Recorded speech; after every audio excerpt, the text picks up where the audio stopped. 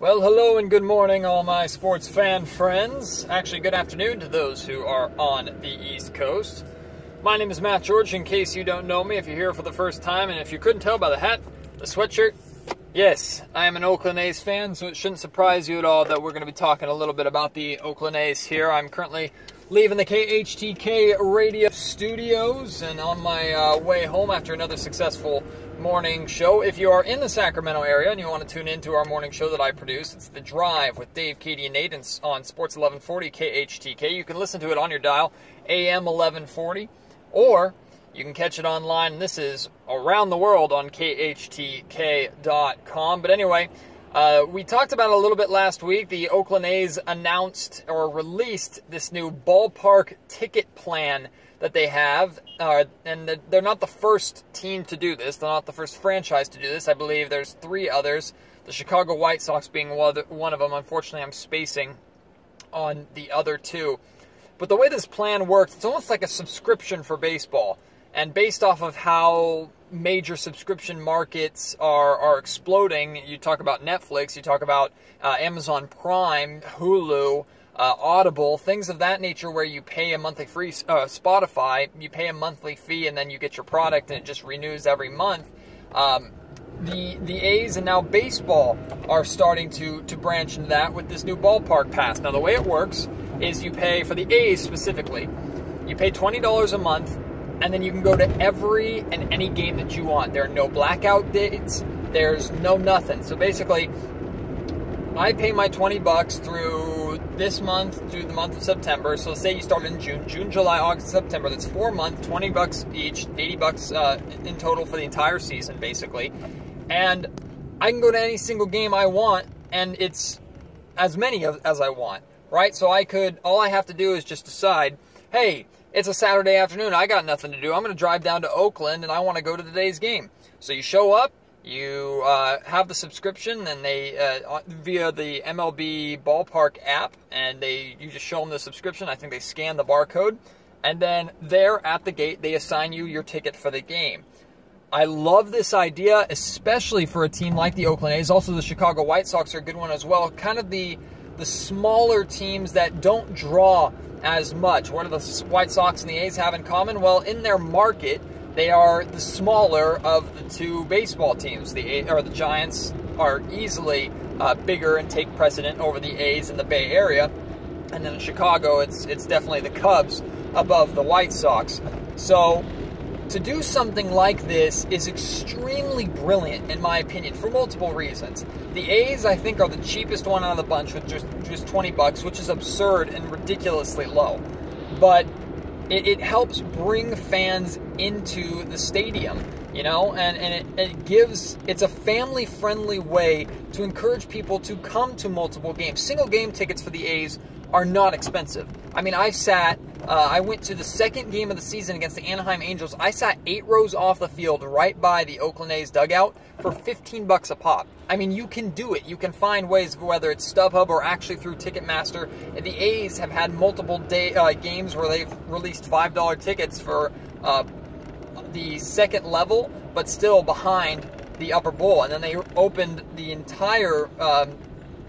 behind home plate, but they've opened up the entire upper bowl now. They took all the tarps off, and those tickets are an average of $15 a game. It's extremely affordable to go to A's games, but what this ballpark pass does is it encourages you not just to go to one A's game for a good price, but multiple for a good price.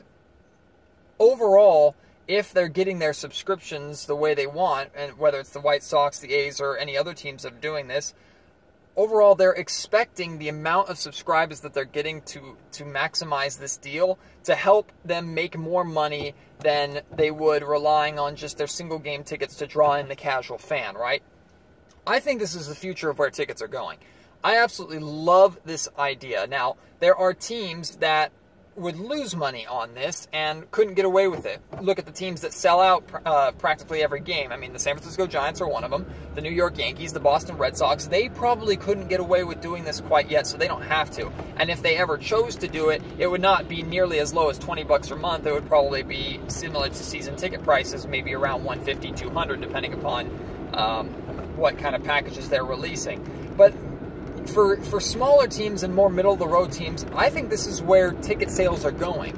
I love the idea for the A's, I love the idea for the White Sox, and I love the idea for baseball as a whole that, quite frankly, besides the teams that I just listed, there aren't very many teams that sell out consistently. And it's a really bad look for baseball to constantly have nationally televised games to where they zoom out and do a pan shot of the crowd and there's just empty seats everywhere. And that's not just an Oakland thing. That's not just a Chicago White Sox thing. That's everywhere you see this, besides 4 or 5, maybe 6 franchises. So baseball as a whole is trying to do more to draw in that casual fan who maybe doesn't enjoy the ballpark experience as much as they would enjoy maybe a basketball game experience or a football game experience, because ultimately baseball is more of an event. It's more of a day thing, right? You spend your time there. You go early to tailgate or to get a bite to eat. You watch the game, which could go anywhere from 1.5 hours if it's a pitcher's duel to 6 hours if you're in a lot of hits or potentially extra innings. This does a good job to attract that fan in, to make it more worth their while to be able to go to multiple of these games. Now, I know season ticket holders are potentially upset by this.